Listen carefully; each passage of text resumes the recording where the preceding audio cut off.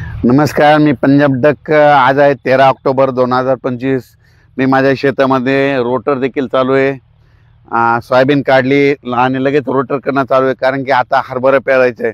तर राज्यातल्या सर्वप्रथम शेतकऱ्याला सांगू इच्छितो, आज 13 ऑक्टोबर 2025 काय करा की फक्त राज्यात 16 तारखेपासून 16 ऑक्टोबरपासून ते 17, 18, 19, 20 पर्यंत राज्यात भाग बदलत पाऊस पडणार आहे। सर्वदूर काही पडणार नाही, म्हणून खास करून हा शेतकऱ्यांनी अंदाज लक्षात घ्यायचा नसता। शेतकऱ्याला वाटेल की हे सगळीकडे पडतो का काय, सगळीकडे नाही पडणार, काही भाग सोडून देईल। म्हणून ज्यांचा हरभरा पेरायचा असेल, ज्वारी पेरायची असेल, जर तुमची जमिनीतली ओल हडकत असेल तर तुम्ही तुमचं पेरणीचा निर्णय घेऊ शकता, तुम्ही पेरू शकता, म्हणून हे अंदाज लक्षात घ्यायचा।